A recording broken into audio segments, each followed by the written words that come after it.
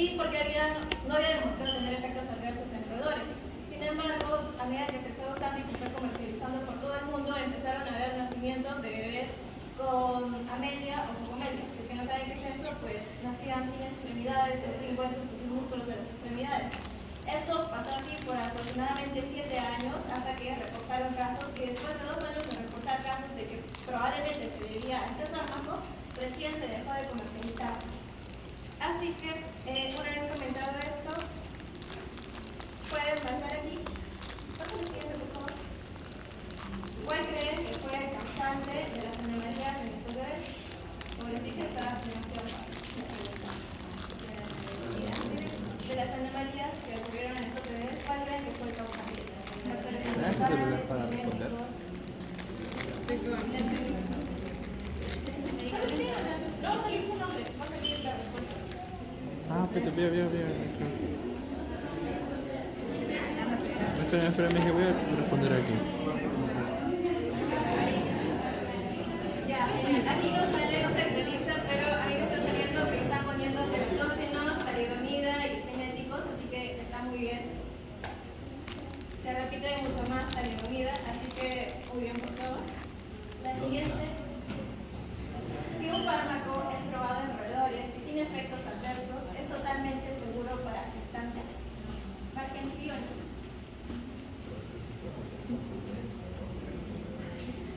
Perdón que no se actualice aquí y sale toda la respuesta. Pero la mayoría está marcando no, así que está bien. Pasamos a la siguiente. ¿Qué otros factores teratogénicos ustedes conocen? Cualquiera que se les venga a la mente. No tienen que ser necesariamente fármacos, puede ser cualquier cosa que ustedes crean que pueda ser dañino para los fetos.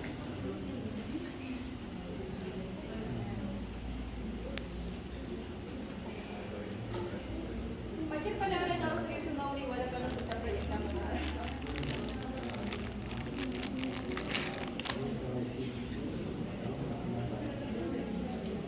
Fabricio, medicamentos, genéticos, tabaco, vacación, alcohol. Fabricio. Sin nombre, dice, ¿no? Dice el nombre. Se repite más el tabaco. Muy bien. Pasamos a la última. ¿Qué etapa ustedes consideran que sea de máxima susceptibilidad para los fetos? ¿En qué etapa del desarrollo? Ahí va desde la concepción hasta los 9 meses. Pueden ubicar la barra donde ustedes quieran.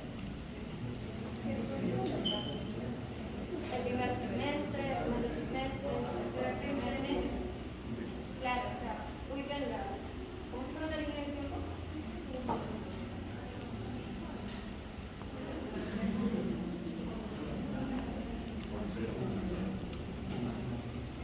Muy bien, me hubiera gustado que se vea, pero todos han marcado dentro de los primeros 3 meses, porque sería el primer trimestre, así que está muy bien la respuesta, tienen muy buenas opciones. Ahora sí vamos a empezar con la inscripción para que puedan entrar más dudas.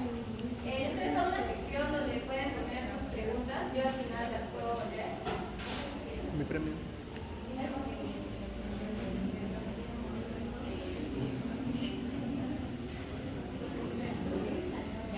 Bueno, antes de la exposición iba a recalcar que al final va a haber un espacio donde puedan hacer preguntas y van a haber premios incentivos. Eso. Hablen un poquito más fuerte por acá. Ya. Bueno, para finalizar, explicar que al finalizar la exposición va a haber un espacio donde puedan hacer preguntas y va a haber un incentivo para que puedan estar motivados a hacer las preguntas que quieran. La exposición sobre nuestro seminario es acerca de efectos de los fármacos sobre el feto y el recién nacido, que va a estar presentado por mi persona, Alex Rodríguez, Ángel Silva, Nicole Sosa, Juliana Valverde, Xiomara Villacorta, Andrea Villanueva, Sonia Vizcarra y Walter Sea. Y vamos a iniciar con una pequeña introducción sobre las anomalías congénitas que puedan estar producidas por efectos congénitos, ambientales o incluso ambos. Esta va a estar producida por agentes exógenos al material genético del feto, que son llamados teratógenos, que pueden producir modificaciones estructurales y funcionales en el componente genético. Esto puede generar las anomalías congénitas y que en su ocasión también pueden ser producidas por los fármacos que tienen efectos teratogénicos y que la mayoría de los comercializados están en la categoría C de efectos teratogénicos, que son en los que no se ha descartado todavía los efectos anomalías congénitas. En cuanto a conceptos, para entender un poco más sobre el tema, vamos a hablar sobre el fenotipo, que es la secuencia de ADN presente en un individuo. La mayoría de los individuos entre uno y otro van a presentar una gran similitud porque pertenecemos a una misma especie, sin embargo van a haber ciertas diferencias en la secuencia que se va a ver expresada de forma fenotípica, como podemos ver, una misma diferencia en la secuencia de un gen en concreto podría expresarse como ojos de color verde o ojos de color azul, y que esto podría significar una gran importancia porque una alteración en esta secuencia puede producir una diferencia fenotípica o incluso la aparición de una enfermedad. El fenotipo, como ya lo mencioné, es la expresión del genotipo que va a variar entre el color de piel, el color de ojos, y que genéticamente podría ser una gran diferencia, pero fenotípicamente no podríamos verla, como en este que tiene dos alelos dominantes de alas normales y se expresa como una muestra de alas normales. En cambio, estos que son heterocigotos y tienen un alelo recesivo de una ala arrugada, aún así el dominante va a ganar y se van a expresar como alas normales, a diferencia de esta única que tiene dos alelos recesivos de alas arrugadas, que vamos a expresar como una muestra también de alas arrugadas. Estos tres son similares, pero tienen una composición genética distinta. Ok, continuando con la exposición, yo voy a poner lo que es el epigenotipo, que es las variaciones del genotipo. Su función es para regular y saber la regulación y la función de y además la importancia del epigenotipo es estudiar el potencial en cuanto a los futuros tratamientos médicos.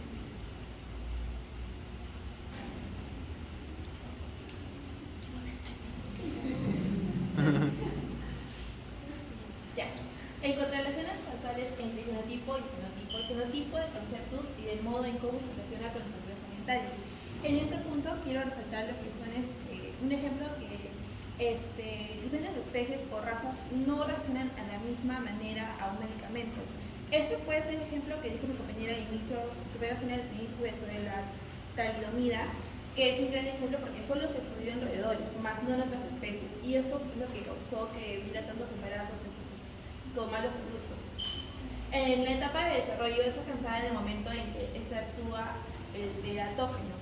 Esto quiere decir que, por ejemplo, que en ninguna etapa del desarrollo del embrión está absuelto de sufrir alguna malformación, pero hay una etapa que es de mayor error de susceptibilidad de tener alguna malformación, que es en la organogénesis, es cuando hay mayor potencial de metabolismo.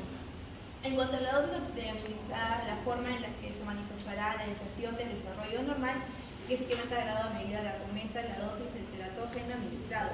Este va en un valor de no efecto. Esto quiere decir que cuando un teratógeno es administrado dos veces al mismo tiempo, este va a aumentar su probabilidad a que sea administrado en diferentes tiempos.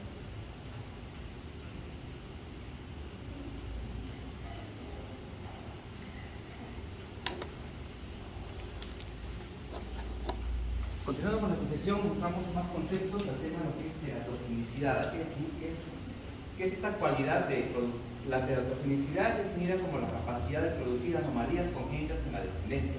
Y como lo hemos mencionado anteriormente, no es una cualidad únicamente limitada a los fármacos, los medicamentos, sino a un conjunto de factores que son ambientales, pueden ser de tipo exógeno, los medicamentos, por ejemplo, pueden ser también las infecciones, las enfermedades de la madre, que pueden tener efectos deleterios en el desarrollo del embrión y del feto, provocando anomalías congénitas. Estas anomalías congénitas van a provocar a largo plazo la muerte o bien alteraciones en el desarrollo que van a provocar secuelas de tipo crónico. El otro concepto importante para estudiar la teratogenicidad es que hay ciertas partes del desarrollo embrionario y fetal que son más vulnerables a la alteración que otras, lo que se va a mencionar más adelante, que son los periodos críticos del desarrollo.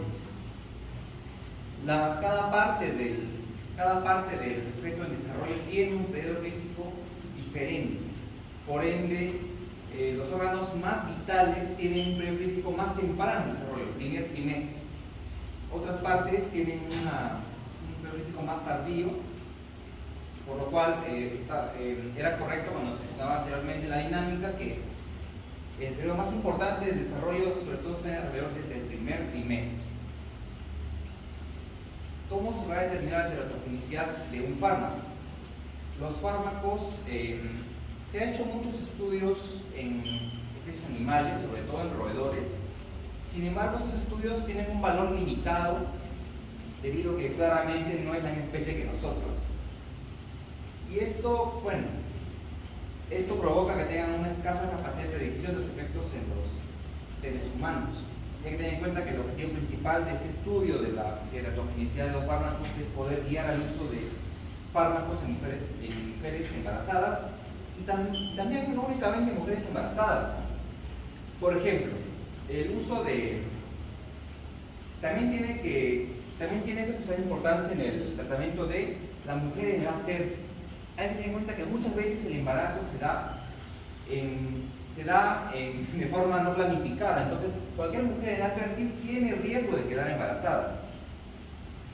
Por ejemplo, creo que hace 2 horas estábamos en clase de medicina y recuerdan qué fármaco por ejemplo, del tratamiento del acné frecuente, imaginemos una paciente de 18 años con acné que ya haya sido refractaria a tratamientos tópicos y esté recibiendo un tratamiento sistémico. ¿Recuerdan qué fármaco del tratamiento sistémico del acné es el que provoca malformaciones congénitas graves? Y ya lo he escuchado, sí, muy bien. Es la isotretinoína. Por eso se mencionaba que al recetar este fármaco se debe comunicar a la paciente de que provoca efectos secundarios y que deba utilizar medios anticonceptivos para evitar un posible embarazo, puesto que provoca efectos secundarios teratógenos graves como puede ser hidrocefalia, microcefalia. Entonces, la mujer en edad fértil tiene el potencial riesgo de quedar embarazada. Es una idea importante.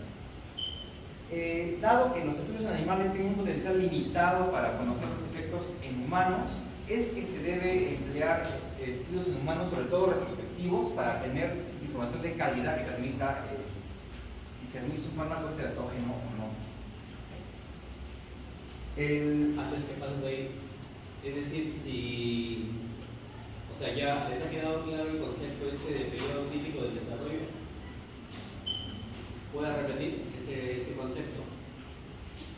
Que algunos periodos del desarrollo embrionario y fetal son más vulnerables que otros ante la acción de agentes teratógenos como pueden ser los fármacos.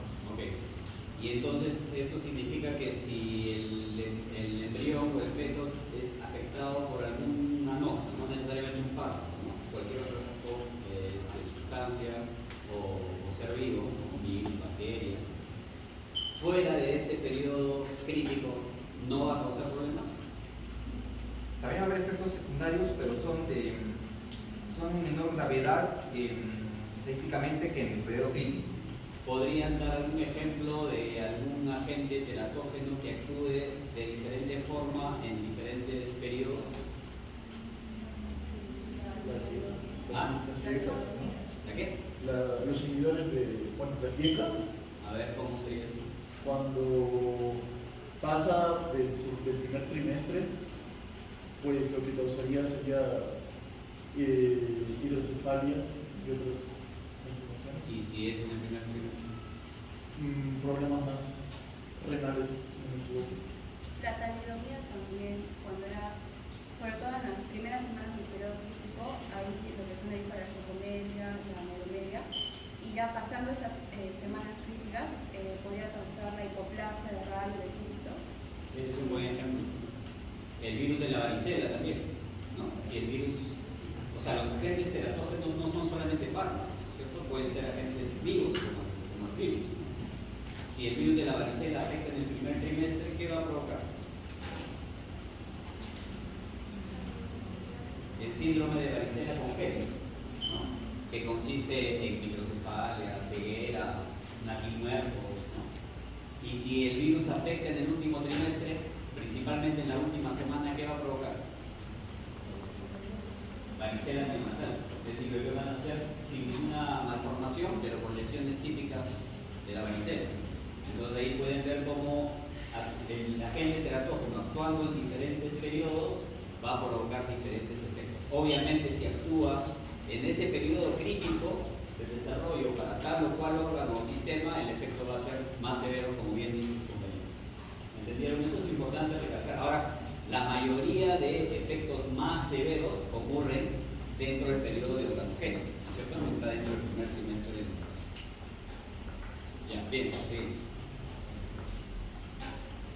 El requerimiento de 2 especies para demostrar efectos teratógenos cuando la evidencia es limitada y todavía no hay estudios en seres humanos, ese requerimiento de 2 especies animales vino sobre todo de la mala experiencia que hubo con la talidomida, que inicialmente en estudios con roedores no había encontrado efectos teratógenos en esta especie, ¿no?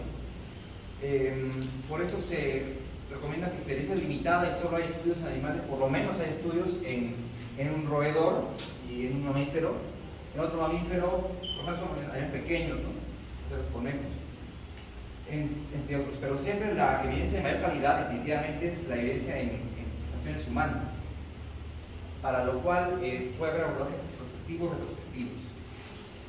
Hay modelos de células madre y sistemas computarizados que se está postulando que en un futuro puedan ser útiles para averiguar la teratogenicidad de un fármaco. Para determinar también la causalidad, la FDA en su clasificación, que vamos a ver más adelante, que es en letras, la A es un fármaco, por ejemplo, seguro para la gestación.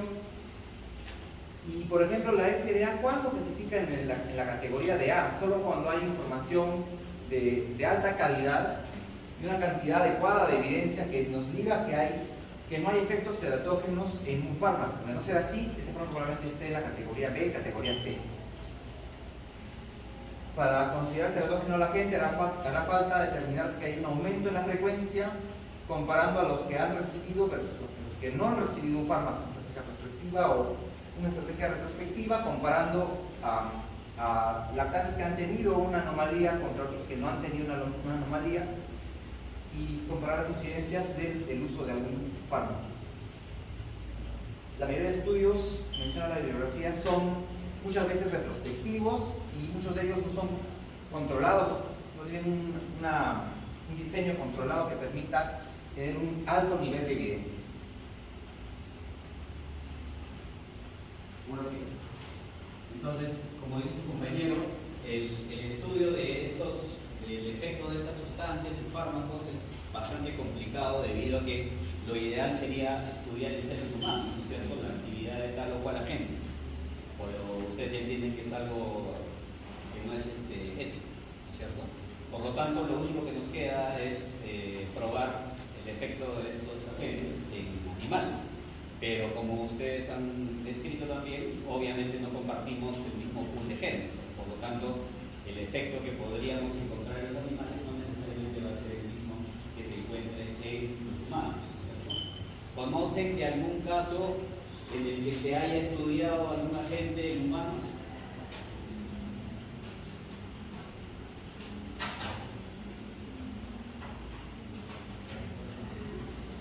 Deliberadamente, ¿no?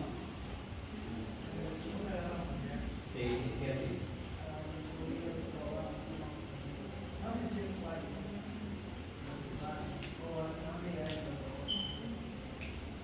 Claro, ahí había, en la época de la Segunda Guerra Mundial, había médicos alemanes que aprovechando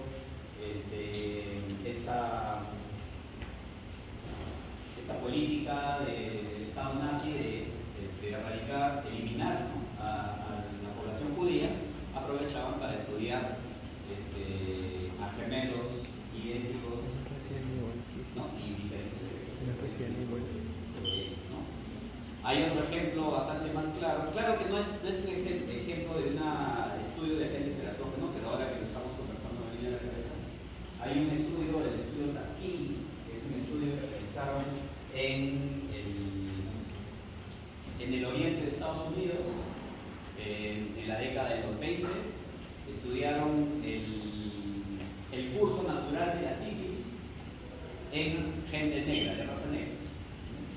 Es decir, deliberadamente provocaban la infección en los pobladores, y aun cuando ya existían ciertos métodos de tratamiento, no se les suministraba de forma deliberada para observar cómo desarrollaba la enfermedad ejemplo, en un hospital para niños abandonados, en Estados Unidos también, se les inyectaba, o sea, no se les inyectaba, sino deliberadamente se les causaba infección a los niños con hepatitis A, con el virus de la hepatitis A, ¿no? Y también deliberadamente se dejaba que el virus siga su curso, y no solamente el curso propio de la enfermedad, sino como las formas de diseminación de esta infección, ¿no? Por supuesto, ese tipo de estudios en nuestra época sería absolutamente imposible realizar, ¿no es cierto? Pero en la historia de la medicina existen ese tipo de acciones, digamos, que si bien es cierto han producido información útil, obviamente no tienen un sustento ético, ¿no? Ya, sí. Ahora pasando a la clasificación de los agentes teratógenos, como dijimos, un agente teratógeno es cualquier agente que tenga el potencial de causar anomalías tanto en la función o en la forma de los fetos. Por lo tanto, estos pueden ser de distintos tipos. Como el doctor mencionó, también pueden ser agentes infecciosos, que al estar un feto expuesto a un agente infeccioso, este va a hacer una invasión directa en sus tejidos, causando inflamación y muerte celular, que se va a poder manifestar con malformaciones, infecciones congénitas, discapacidad, hasta la muerte.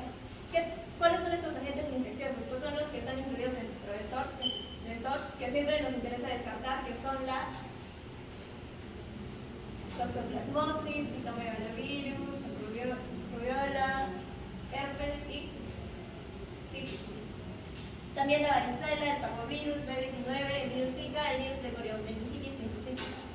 Aquí puedo mencionar que en una de las rotaciones que hicimos en el UNAME encontramos a un neonato con sífilis congénita. Intentando revisar un poco más de este caso, me di cuenta que la sífilis congénita puede ser precoz o puede ser tardía. Y me llamó la atención las manifestaciones que ocurrían en la sífilis tardía, que estas empiezan, no sé cuándo, pero había fotos. Estos empiezan a manifestarse recién a los 2 años de edad de los niños y pueden haber lesiones periósticas que pueden causar el abovedamiento de los huesos frontales y temporales, pueden causar lo que son las tibias en sable, pueden causar que los dientes tengan sean los caninos de Hutchinson, que son como caninos de perro, lesiones peribucales, y todo esto en conjunto te da lo que es la cara de bulldog, ¿no? Que también vendría a ser una malformación. Tenemos también como agentes teratógenos a las enfermedades maternas. Aquí ya no tanto por la exposición de un virus o un agente infeccioso, sino porque va a difundir a través de la placenta un metabolito o un anticuerpo que va a ser tóxico para el feto. Dentro de estos encontramos a la diabetes mellitus insulino dependiente, que se ha visto relacionada con las cardiopatías congénitas, el paladar hendido, la espina bífida, colobomas, regresión caudal e hipoplasia femoral focal. También la fenilcetonuria, cuando esta no es tratada y no se sigue una dieta adecuada, se ha visto también relacionada con microcefalia, discapacidad intelectual, cardiopatía congénita y retraso del crecimiento uterino.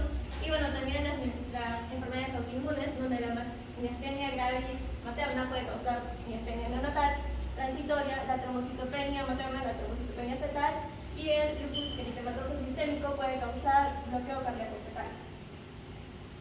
En cuanto a los agentes físicos que en el Mentimeter respondieron más, que sería la radiación, tenemos a la hipertermia materna, la radiación y la hipoxia. En cuanto a la hipertermia materna, se ha visto que el aumento de la temperatura central de las madres en 1.5 a 2 grados Celsius durante más de 24 horas puede causar defectos del tubo neural, ya que está estrechamente relacionado con el desarrollo del sistema nervioso central.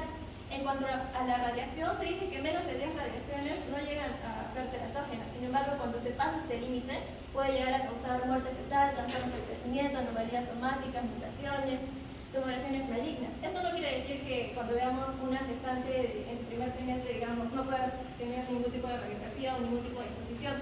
Sí puede tenerla, solo que con cierta precaución. También se describe la obesidad de hipoxia con efectos teratógenos descritos en peces.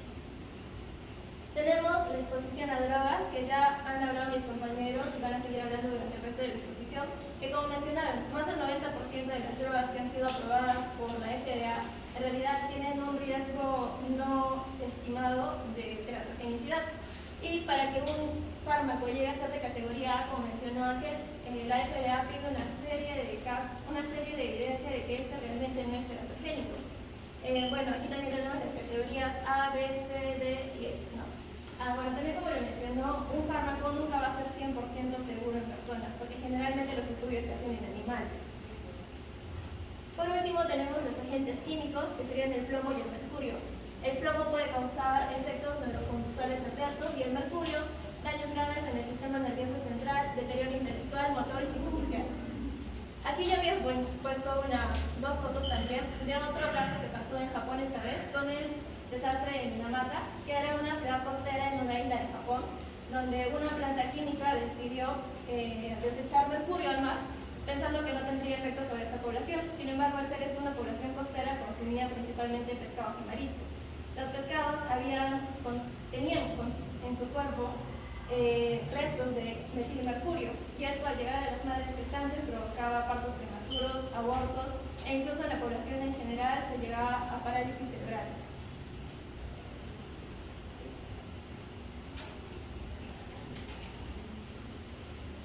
Bueno, ya sabemos más o menos que es el periodo crítico.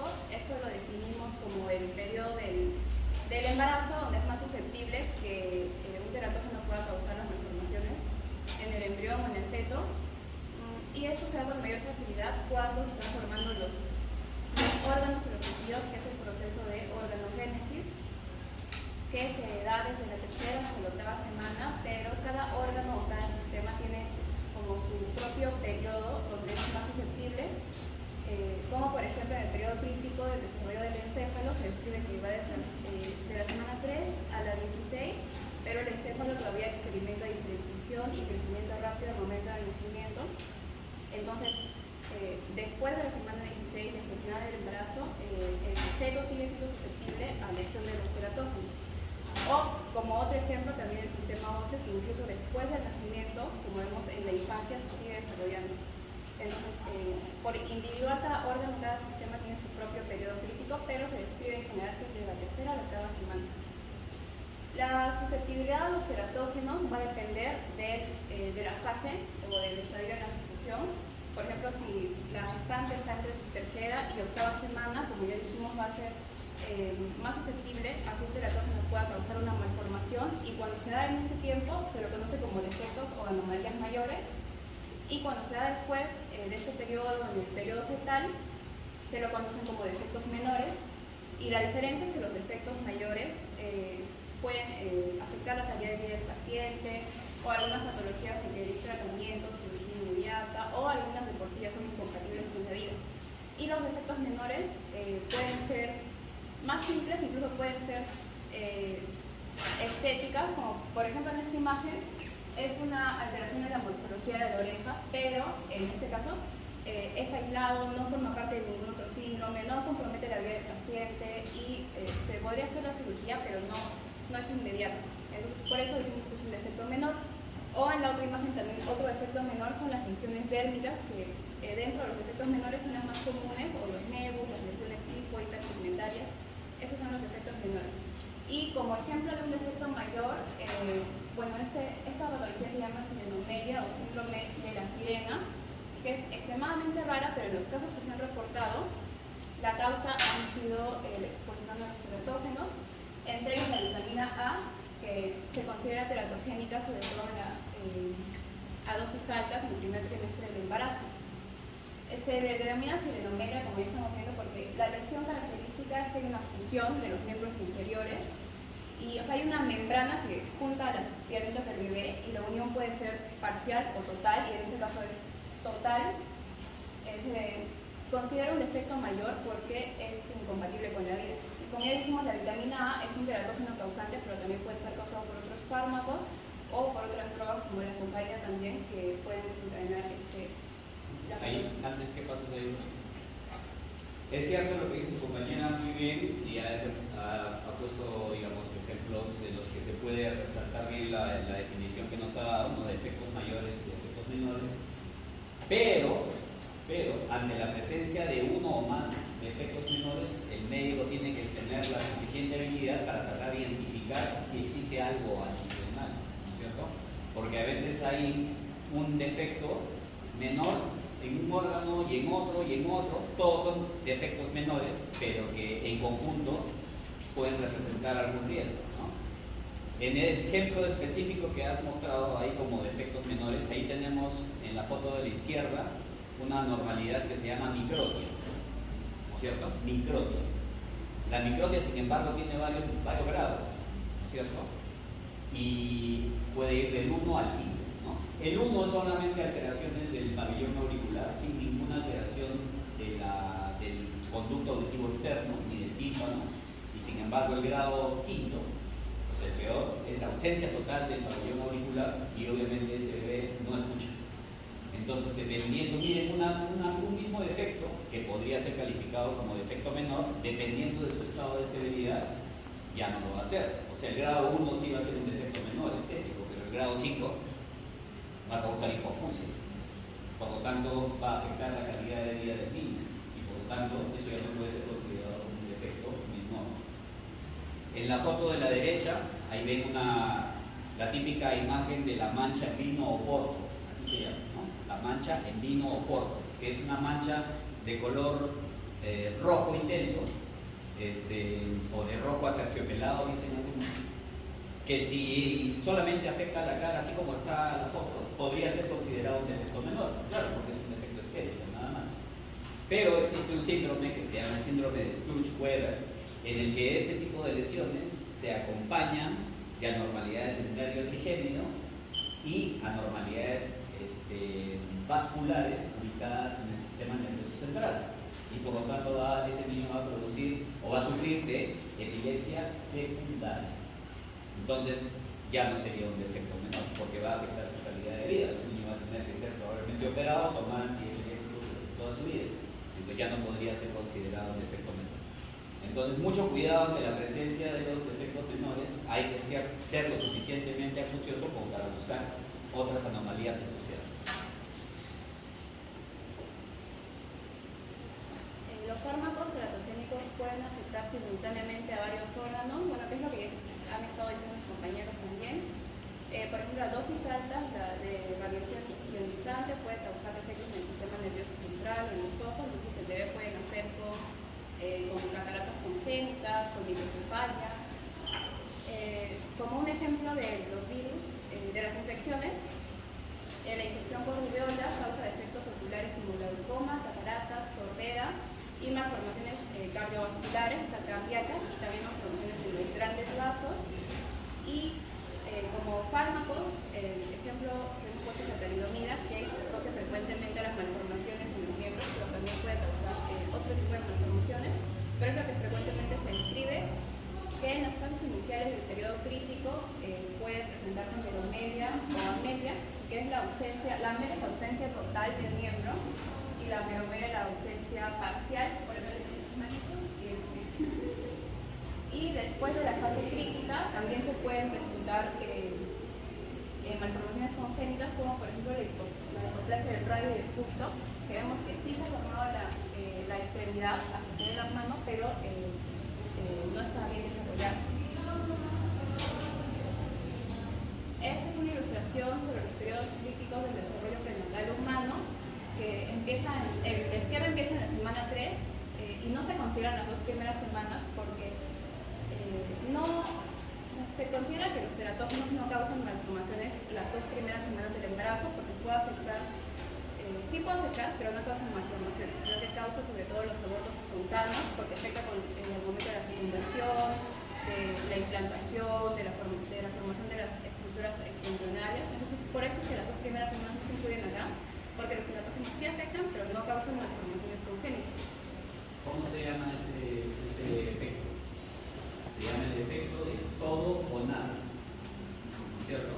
¿Qué significa? Que en estas primeras 2 semanas, si el medicamento o el agente actúa muy severamente, lo que va a provocar es el aborto. El embarazo no va a continuar, por lo tanto su efecto es total, ¿cierto? Pero como no existe unidad feto-placentaria, si el agente no actúa en toda su potencialidad, usualmente no provoca ningún efecto sobre el embrión y el embrión va a continuar desarrollándose en forma normal. Por lo tanto, eso sería el nada, ¿cierto? Entonces, en las primeras 2 semanas existe ese efecto que le llaman el efecto todo o nada, o sea, es dicotómico.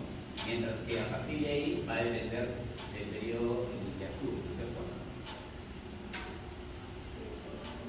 Bueno, el periodo crítico es la línea roja punteada que va desde la 3ª hasta la 8ª semana, pero como vemos la línea morada, que es hasta el final de la gestación, y vemos que también en esta fase todavía las flechitas rojas indican gran sensibilidad a los teratocinos, o sea que hay anomalías congénitas importantes, y vemos que después de la octava semana algunos órganos como a nivel genital o a nivel del sistema nervioso central también pueden presentar anomalías mayores.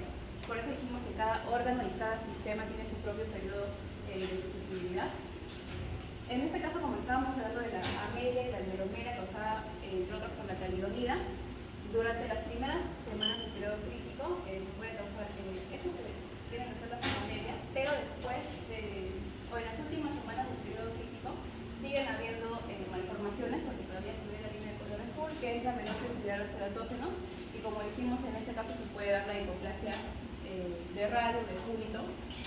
A nivel del sistema nervioso central, también dijimos que el periodo crítico iba hasta la semana 16, pero después también se pueden presentar otras malformaciones o déficit mental, entre otros.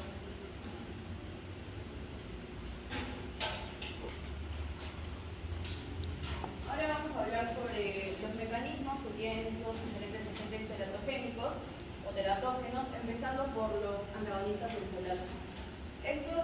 ¿Por qué hablamos de los antagonistas del folato? Porque el folato es una sustancia, una molécula muy importante para todo el desarrollo del feto, del embrión.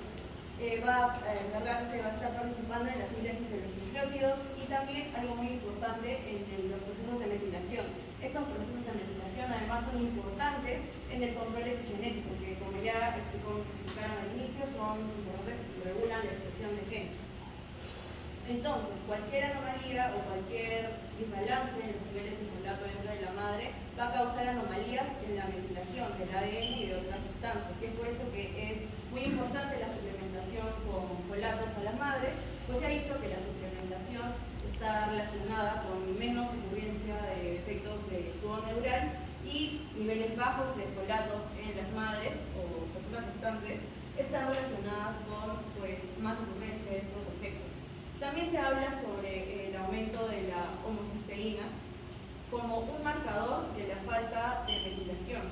Esto también, igual en estudios se ha visto que tanto los aumentos de los niveles de homocisteína en la madre, en el plasma o en el líquido amniótico, pues están relacionados con mayores defectos del tubo neural. ¿Y por qué está esto relacionado con los folatos? Pues como observamos, toda esta imagen están relacionados tanto el ciclo de los folatos, la síntesis de la metionina, y también en esta participa la homocisteína. Por tanto, un disbalance aumento o una menor cantidad de folatos pues va también a alterar los otros dos y va a alterar, como hemos visto, la metilación de ADN y va a afectar a muchas otras cosas aparte del tubo neural, pero principalmente se habla de esto. Y entre estos antagonistas podemos encontrar dos grupos. El primero son los inhibidores competitivos de la hidrofolato reductasa, que es la enzima que va a convertir el folato en su forma activa, y los antagonistas de otras enzimas. Dentro de los inhibidores competitivos tenemos al metrolexato, sulfasalazina, glutereno, glicotil, y entre los antagonistas de otras enzimas, pues a los antiepilépticos, entre el cual está la gigantoína, la fentoína, entre otros, de los que ahorita hablaremos. Y en especial vamos a hablar sobre algo que es el síndrome gigantoínico fetal, que va a estar causado por la gigantoína o sus derivados, que serían la fentoína. Esto va a ser, como observamos acá, por la exposición intrauterina y se va a presentar entre el 5 y el 10% de los embriones que se vean expuestos. ¿Y qué vamos a encontrar? Diferentes anomalías, microcefalia, anomalías faciales en las extremidades, efectos oculares, crecimiento deficiente, defectos cardíacos congénitos, alteraciones en el ritmo cardíaco, y también se va a ver afectado el sistema renal, nervioso y gastrointestinal. Vamos a ver estos fenotipos de niños. Los dedos de los pies van a estar alargados, puede haber hipoplasia de las uñas, se van a estar separados los ojos, van a haber efectos en la nariz, y todo esto pues, por síndrome gigantoínico fetal. Por eso es importante también el manejo de las madres o personas gestantes que tienen epilepsia, porque estas van a tener que consumir. Es un manejo aparte. El siguiente mecanismo es la difusión de la cresta neural. La cresta neural tiene muchas células, las cuales son pluripotenciales, es decir, van a dar origen a diferentes estructuras. Dentro de estas estructuras vamos a tener, por ejemplo, las estructuras craneofaciales, el timo, el sistema nervioso, el corazón, entre otras. Y toda su migración, toda su función en general, todo el desarrollo de esta, va a estar muy regulado por moléculas y receptores. Entonces, cualquier fármaco, cualquier cosa que vaya y altere esas moléculas y receptores, también va a interrumpir la cresta neural y todo el desarrollo. Y entonces encontraremos defectos craneofaciales, podemos encontrar defectos en el esófago, va a haber atosis esofágica, también defectos en el corazón, vamos a ver defectos focales y del arco aórtico, y en el sistema nervioso y más. Entonces, acá, los fármacos que van a producir esta disminución de la cresta neural va a ser uno que mencionó mi compañero, que hoy día lo hemos visto, que van a ser los retinoides. Estos retinoides pues, van a afectar la homeostasis del ácido retinoico, que es muy importante en todo el desarrollo de esta estructura. Es decir, que la inhibición de enzimas que están implicadas en la síntesis y degradación del ácido retinoico en el embrión van a alterar esto y pues, van a alterar todo lo que ya hemos visto. Dentro de esto están la isometionina, el glutinato, y acá vemos una imagen en la que idealmente se recomendaría a las personas gestantes que están consumiendo retinoides orales que tengan dos métodos anticonceptivos, uno de barrera y uno hormonal, y que además tengan pruebas de embarazo periódicas para evitar que se embaracen y pues nazcan bebés con alguna malformación. Y también la inclusión de la cresta neural, como lo mencioné en el anterior, está bastante unida con la alteración de los niveles de folato y homocysteína. La disrupción endocrina es otro de los mecanismos por los cuales puede producir la queratogenesidad. Esta disrupción endocrina va a afectar más a varones y acá va a estar ocasionada por igualmente la alteración de la homeostasis de las hormonas. Va a estar ocasionada por fármacos que van a inhibitar o inhibir el funcionamiento normal de las hormonas, su síntesis, su acción, etc. Y van a afectar, por tanto, el desarrollo del sistema reproductor. ¿Y por qué son los órganos más afectados? Porque el desarrollo del sistema reproductor es más sensible a las hormonas. Se ha visto, o se está en estudios en realidad, que la deficiencia de andrógenos está relacionada con la deficiencia de orquídeas y la exposición a estrógenos con la presencia de hipospadia. Y dentro de los fármacos que podemos sacar a contar, el más conocido y el que más se menciona es el dietilestilbestrol, que se usa en el embarazo en realidad para las madres que quieren evitar abortos. Se usa, pero bueno, también causa, también es interatóxico. Y va a ocasionar mayor riesgo de adenocarcinoma vaginal en las mujeres, desórdenes reproductivos en los hombres y anomalías congénitas del conducto munderiano. El siguiente es el estrés oxidativo. Acá vamos a hablar de las especies reacciones de oxígeno. Las especies que reaccionan al oxígeno, estas especies van a producirse tanto por agentes externos como agentes internos. Y va a ser un desbalance entre la generación y los mecanismos antioxidantes que revierten su generación, las que van a provocar el estrés oxidativo. El estrés oxidativo es ese desbalance, como vemos en la imagen de acá. El estrés oxidativo lo que va a generar luego va a ser la oxidación irreversible del ADN, de proteínas y de lípidos, que va a provocar la inactivación de enzimas y también la muerte celular. Y más que obtener este efecto de manera por exposición, de que la madre exponga sobre el estrés oxidativo, lo que va a ocurrir es que los bebés van a estar expuestos a un proteratógeno. Este proteratógeno va a afectar dentro del embrión y los cambios metabólicos van a ser dentro del embrión, y dentro del embrión se va a dar el estrés oxidativo y van a ocurrir todas las malformaciones. Dentro de los teratógenos que tienen este mecanismo está la talidomida, la talidoína, ácido valproico, antiarrítmicos clase 3, suplementos de hierro, agentes quimioterapéuticos, y acá falta mencionar también la biodegradación. Y los efectos van a ser malformaciones esqueléticas, defectos de las extremidades, defectos del tubo neural, hendiduras orofaciales y defectos cardíacos. Y bueno, como les mencioné, acá dentro de este mecanismo se tiene la talidomida. y aparte de producir las especies alternativas de oxígeno, también van a tener otro mecanismo que mi compañero explicará, que es la antiangiogénesis, y estas dos pues, van a producir los efectos de la talidomida, que pueden ser el aborto, anomalías en las extremidades, como también se mencionó, enfermedades cardíacas congénitas y otros daños en los ojos, oídos y diferentes órganos internos.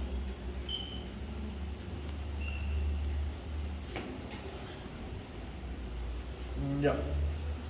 Bueno, ahora en cuanto a la disfunción vascular, va a ser aquellos defectos estructurales que, bueno, lo que va a afectar es de una estructura bien formada, va a involucionar y va a terminar en una ruptura ya sea extrínseca o una interferencia en su formación de arterias, venas, capilares, lo cual bueno, puede ser causada por una vasoconstricción materno-fetal, ¿no?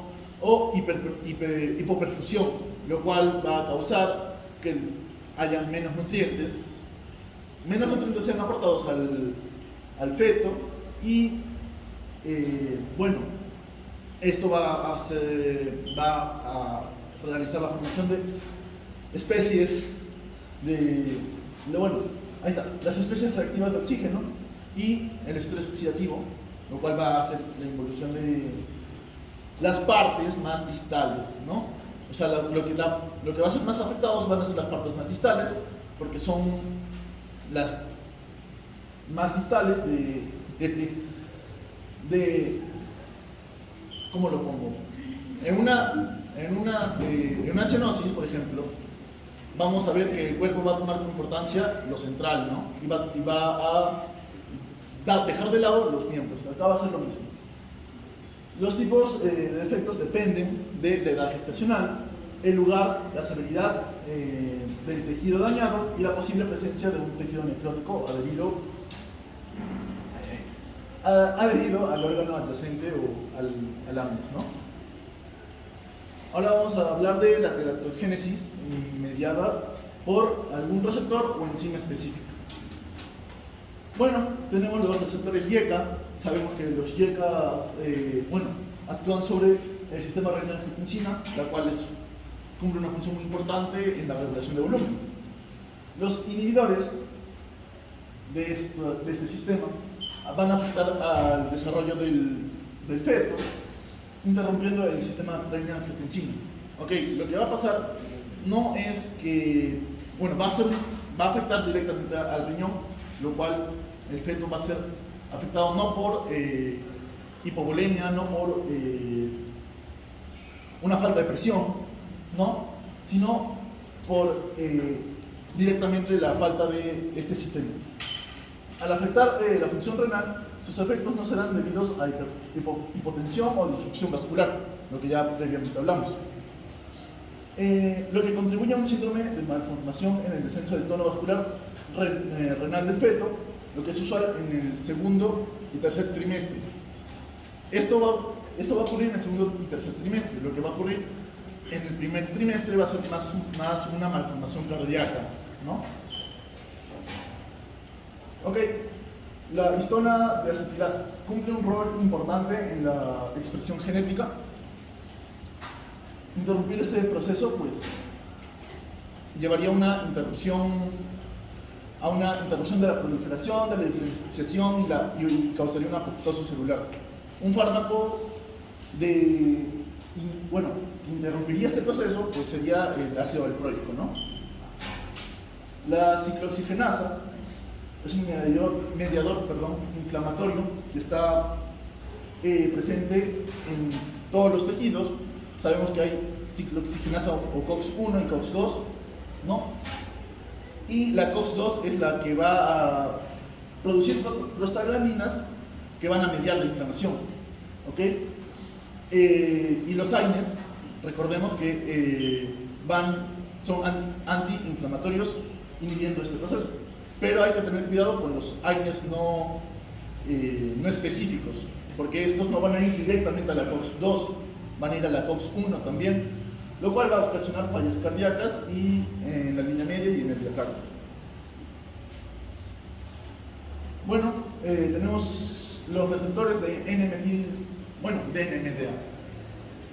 Importantes en la migración y en la formación o eliminación de la sinapsis. Al usar antagonistas de la NMDA puede causar anormalidades estructurales cerebrales, ¿no? El ser humano es susceptible a los cambios ocasionados por los antagonistas, como tenemos la ketamina, el dextrometorfano, tenemos la amantadina, a partir de la 20ª semana. Ok, lo que van a hacer estos fármacos va a ser que a partir de la 20ª semana, donde hay más picos de NMDA, van a ser, al ser antagonistas, pues va a estar ahí, digamos que por las puras, no va a causar algo, no va a ser relevante. Es como si no lo hubiera, y al haber más picos a partir de la 20ª semana, ¿qué pasa a partir de la 20ª semana? Ocurre un crecimiento acelerado de lo que es el cerebro, ¿no? Y bueno, dijimos que era importante la migración y la formación de sinapsis. Entonces, al no haber NMDA en un punto tan importante, pues va a ocasionar esta involución. Ok, receptores y transportadores de serotonina. La serotonina es un neurotransmisor derivado de la circulación materna llevada a la circulación embrionaria. Lo que va acá es causar son malformaciones craneofaciales. Los fármacos conocidos, que son antagonistas de los receptores de serotonina, son el sumatriptán y la buspirona, mientras que la risperidona, el granicetrón y la quetiapina son antagonistas de varios receptores de serotonina.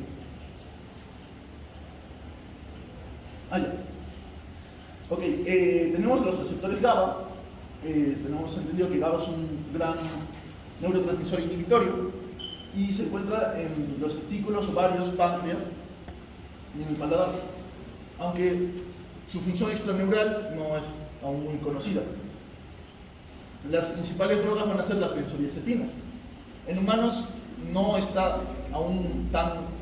Bueno, la información que hay es inconsistente, ¿no?, acerca de las benzodiazepinas y la inhibición del GABA, ¿no?, en el feto. Igualmente con la nitrasa carbónica. Cataliza una hidratación reversible del CO2, la cual va a ayudar mucho y va a actuar en lo que es la respiración, en la regulación del pH, y aunque en animales genere defectos, vamos, recordemos, ¿no?, que hay cosas que generan efectos en los animales. Los estudios acerca de humanos aún no son tan vastos, ¿no?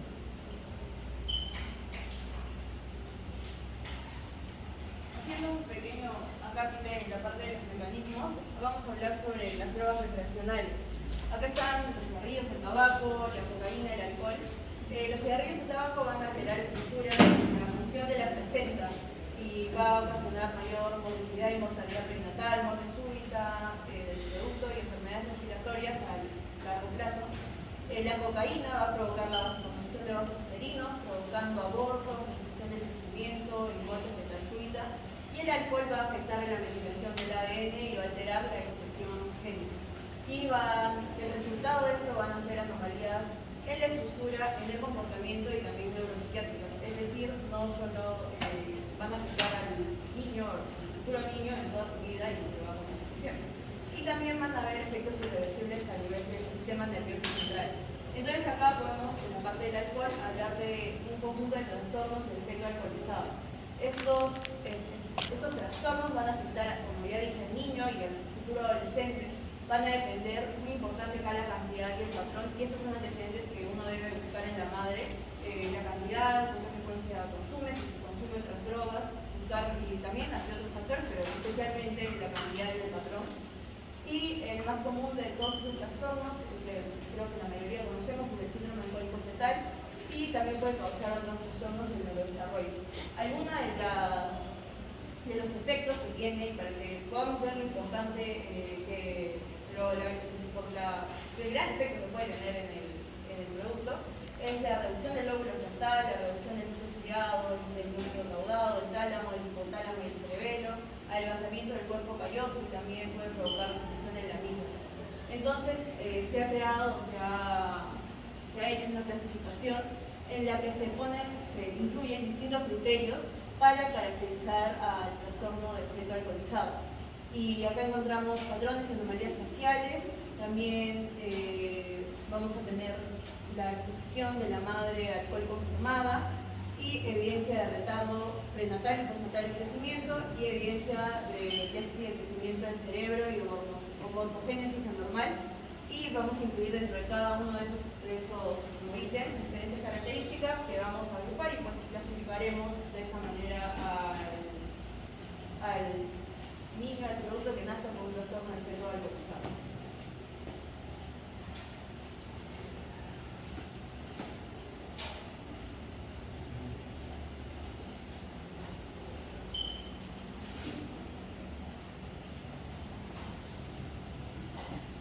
Siguiendo con la definición, vamos a hablar ahora sobre la prescripción de fármacos durante la gestación. Van a ver con la misma gestación los cambios fisiológicos y farmacocinéticos durante el embarazo. Ciertamente, aunque se le denomina la placenta como una barrera, esta no lo es, ya que como sabemos, pasan los alimentos, pasan medicamentos, pasan drogas, hasta venenos pueden pasar por la placenta de una manera fácil y rápida. Entonces, la difusión de cualquier fármaco en los tejidos fetales va a estar influida por diversos factores, como lo son la unión de proteínas plasmáticas, la liposolubilidad del fármaco, el grado de asociación, el peso molecular, el metabolismo de la placenta, etc. También debemos conocer que a mayor edad gestacional va a haber una mayor probabilidad de la placenta. Entonces, fisiológicamente en el embarazo vamos a encontrar que hay una alteración de la farmacocinética, como les he dicho, es decir, que va a haber un cambio a nivel de la absorción, distribución, metabolismo y excreción. Ahora vamos a hablar sobre estos cuatro. En el caso de la absorción, es normal que durante el embarazo la motilidad intestinal esté disminuida. En contraste también, o consecuente, el tránsito va a estar prolongado. Todo esto por efecto de la progesterona. Entonces, si el tránsito intestinal está disminuido y el fármaco está más tiempo en el sistema digestivo, eso nos quiere decir que va a haber una mayor absorción de esto. Este es el caso del sistema digestivo. Por otro lado, en el sistema respiratorio vamos a encontrar que hay una circulación, la respiración pulmonar está aumentada. Esto quiere decir que nos va a dar una taquimia fisiológica. Esto es muy importante, por ejemplo, en los fármacos que son administrados por vía inhalatoria, ya que su absorción va a estar aumentada. En el caso de la distribución, en las gestantes van a haber dos factores que debemos conocer y entre estos van a ser opuestos. Uno sería el aumento del volumen plasmático y la proteinuria fisiológica. En el caso del aumento del volumen plasmático, esto es lógico porque al haber otra vida o un feto va a estar aumentado el volumen plasmático. Pero ¿qué es lo que provoca esto? Lo que va a provocar es que hay una menor concentración por unidad de volumen del fármaco en la dosis normal administrada fija. Y por otro lado, la proteinuria fisiológica, esto va a provocar que haya una hipoproteinemia o una disminución en la tasa de proteínas, especialmente la albúmina. Debemos recordar que esta proteína, la albúmina, es la que se carga del mayor porcentaje de unión a proteínas plasmáticas. Entonces, lo que va a provocar que no haya la suficiente albúmina quiere decir que va a haber un aumento en la fracción libre del fármaco, lo que va a provocar que esté farmacológicamente activa, pero también toxicológicamente activa. Por otro lado, la metabolización, en el caso del hígado o el metabolismo hepático, no va a haber muchos cambios, aunque siempre con excepciones, pero la progesterona, que es la principal hormona que va a hacer este efecto, va a provocar una mayor actividad enzimática en los fármacos, lo que finalmente va a provocar que haya una menor concentración, menor vida media y acción, esto debido a que la velocidad del metabolismo está aumentada. Y por último, la excreción. En la embarazada van a haber cambios funcionales a nivel renal, lo que va a condicionar la cantidad y el ritmo del fármaco. Inicialmente va a haber un aumento de volumen por minuto, lo que va a provocar que aumente el flujo sanguíneo renal y esto va a provocar también que aumente la tasa de excreción glomerular. Y como consecuencia lógica, va a haber un aumento en la cantidad de excreción de los medicamentos, con la consiguiente disminución de su concentración y en su vida media. Esto es importante, en especial en aquellos fármacos que son de excreción netamente renal, como lo son los antibióticos y los digitálicos. Acotar también que, como ya habíamos hablado antes, la proteína fisiológica va a haber menor cantidad de proteínas y una mayor presión de los fármacos, sumado a esto de la excreción que va a provocar que haya todavía aún mayor excreción de los fármacos. Es decir, que estamos ante un fármaco de bajo peso molecular y hidrosoluble va a tener la manera óptima de poder ser excretado de manera más fácil y eficaz que ante otros fármacos. Ahora vamos a hablar sobre la clasificación de la FDA. La clasificación de la FDA fue creada como una guía al médico para ayudar en su decisión de qué medicamentos usar en la gestación. La FDA, en siglas en inglés, es Food and Drug Administration o Administración de Alimentos y Drogas, categorizó los fármacos en A, B, C, D y X en base a los medicamentos que existían en los Estados Unidos. Vamos a hablar un poco más de esto. En la categoría A estaríamos ante los estudios controlados que no han demostrado riesgos. Esto quiere decir que es los estudios adecuados que se han hecho en humanos y no ha habido riesgo fetal. Como algunos fármacos, de ejemplo, tenemos el ácido fólico, el sulfato ferroso, la vitamina B1, B2, B6, vitamina C, etc. En la categoría B tenemos que no hay riesgo descritos para el feto humano. Esto quiere decir que se han hecho estudios y en el caso del humano han salido negativos o bien no se ha hecho un estudio adecuado, pero sin embargo sí se sabe que en los animales esto es negativo. Por ejemplo, en la amoxicilina con ácido glavulámico, las cefalosporinas, la eritromicina, la tenamicina, el clotrimazol, etc. En la categoría C tenemos aquellos fármacos que no pueden descartarse, no pueden descartar el riesgo fetal. Eso nos quiere decir que en los humanos no se ha hecho han salido negativos y en los animales ha salido o positivo o que no se ha hecho un adecuado estudio. Sin embargo, el beneficio potencial puede justificar el riesgo potencial. En otro caso tenemos la amicacina, la gentamicina, el ciprofloxacino, la dexametasona, el ketorolaco, naproxeno, etc. En el caso de la categoría D tenemos aquellos que hay indicio de riesgo fetal. Esto quiere decir que se han hecho investigaciones post-mercado donde se ha encontrado que efectivamente hay un riesgo en el feto. Sin embargo, el beneficio potencial sigue siendo mayor al riesgo potencial. En este caso tenemos, por ejemplo, el alprazolam, el diazepam, la parmazepina, la editoína y el fenobarbital. Y finalmente, en la categoría X tenemos aquellos que son contraindicados en el embarazo, es decir, que en las investigaciones sí se ha demostrado que hay un riesgo fetal. Sin embargo, el riesgo potencial es infinitamente superior a cualquier beneficio. Tenemos, por ejemplo, la prolastatina, el clomifeno, anticonceptivos orales, etc. Si bien es cierto, esta actual clasificación no se considera la ideal porque en vez de simplificar la asesoría del médico, lo único que hace es darle información y que el médico, por su propia responsabilidad, interprete en qué categoría colocar los fármacos basados en su vía de administración, en la dosis y el tiempo de disposición. También debemos recordar dos fechas importantes que en el año 2008 la FDA reconoce sus limitaciones y propone nuevas reglas y donde promueve el etiquetamiento de los fármacos, en donde va a considerar la evaluación clínica, la exposición inadvertida y el riesgo disponible. Y en el año 2015 la FDA continúa eliminando gradualmente algunas clasificaciones anteriores, pero esta vez exige que los estudios estén en animales y en humanos. También en el 2015, en el mes de junio, se pide ya el etiquetado de los medicamentos con información detallada de riesgo fetal, tanto como para la información del médico como para el paciente. Actualmente, si buscamos la FDA en su página web, en un apartado podemos encontrar las aprobaciones de nuevos medicamentos anualmente, mensualmente, y podemos encontrar acá hoy un ejemplo de esta última tabla del año 2023 y podemos, como ejemplo, para mencionar el último fármaco hasta la actualidad, si ingresamos en la página, es el 24 de marzo de 2023, casi solo 6 días, y constantemente la FDA sigue aprobando fármacos. Entonces, para ya ir terminando, vamos a recordar que antes de prescribir un fármaco a una gestante, debemos tener en cuenta que se le debe hacer una evaluación individualizada. No todas las gestantes van a ser iguales. Algunas pueden ser alérgicas a algún fármaco, otras no. Y en caso de que, por ejemplo, te encuentres en una situación en donde la gestante necesite un fármaco urgente, pero que se encuentra en la clasificación del grupo C, que sabemos que es un fármaco que es de riesgo en gestantes, tenemos que evaluar lo que viene a ser el riesgo-beneficio para poderle brindar este fármaco a la gestante. También vamos a tener en cuenta 5 puntos antes de prescribir el fármaco.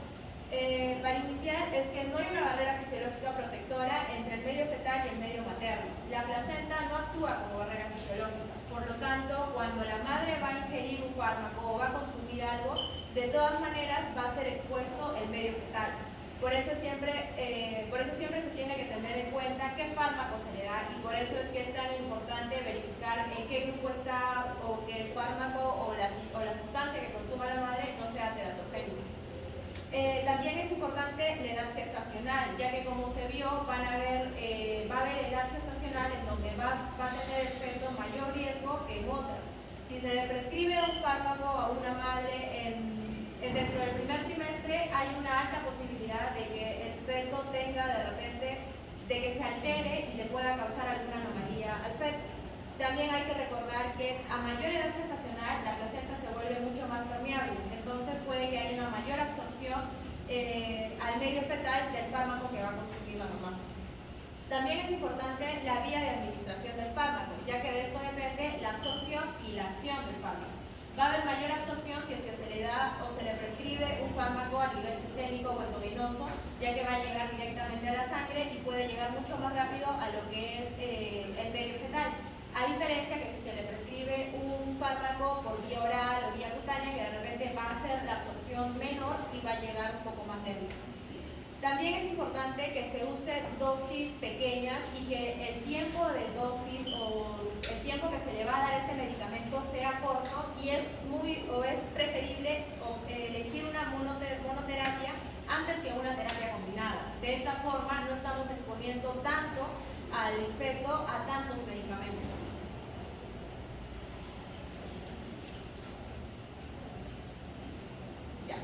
Entonces, ahora vamos a ver algunas medicaciones frecuentes que se les suele dar a las gestantes. Por ejemplo, sabemos que es muy frecuente que las gestantes sufran de náuseas y vómitos. Algunas no necesitan fármacos porque pueden aguantar o no son tan constantes o tan frecuentes estas náuseas y vómitos, pero hay otras que sí, que ya las náuseas y vómitos no son tan fáciles o son muy problemáticos para la gestante, entonces optan por algunos fármacos o es necesario que se le prescriba algunos fármacos.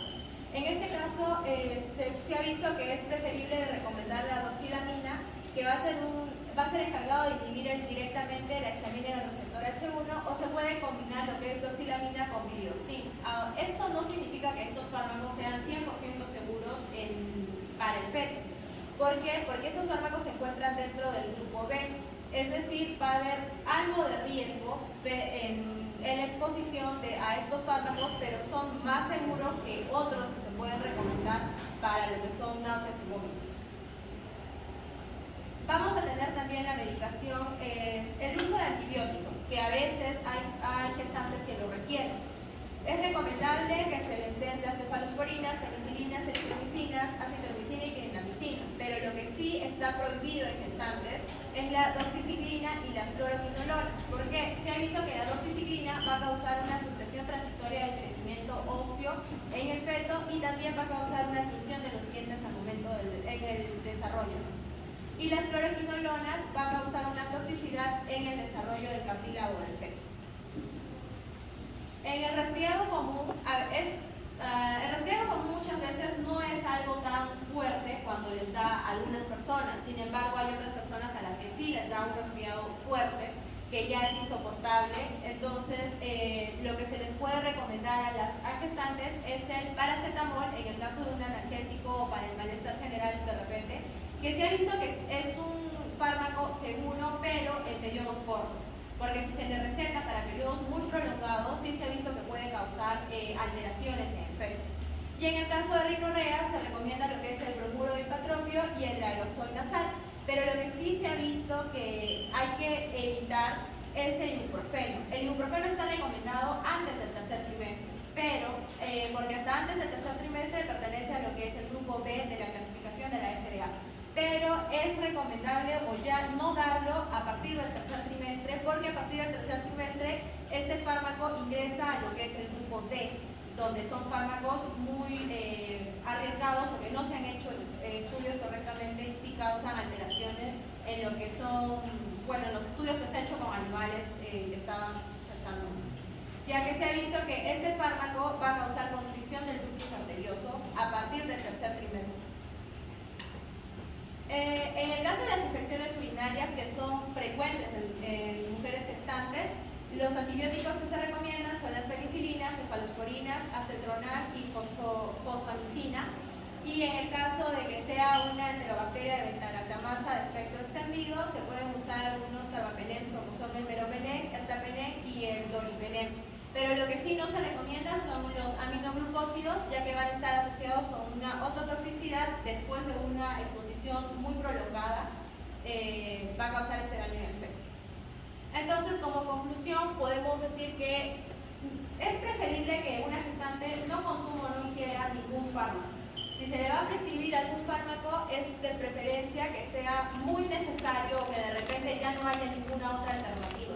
Como vimos en el caso de un resfriado común, si es que la gestante lo tolera, si es que no lo pasa, no es necesario que use fármacos, entonces de preferencia no prescribirlo. ¿Por qué? Porque siempre va a haber una exposición al feto. No hay una barrera que proteja 100% al feto y como hemos escuchado, no hay ningún fármaco que sea 100% seguro. Entonces siempre es recomendable siempre evaluar correctamente, tener cuidado al momento de prescribir, y porque la mayoría de los estudios que se ha hecho no han sido, si bien hay algunos que se han hecho en humanos, pero hay otros que nos guiamos de los resultados o son basados en resultados solamente de evaluaciones en animales, y nosotros no somos iguales a esos animales en los que se ha hecho el estudio, ¿no? Entonces siempre hay un riesgo. Eso sería todo. Gracias. Si alguien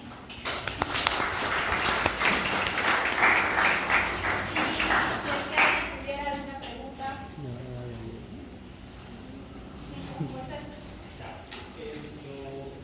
Si bien es cierto, han hablado acerca de los antibióticos que se utilizan en el embarazo, en el periodo de embarazo. Sin embargo, por ejemplo, el clorafenicol,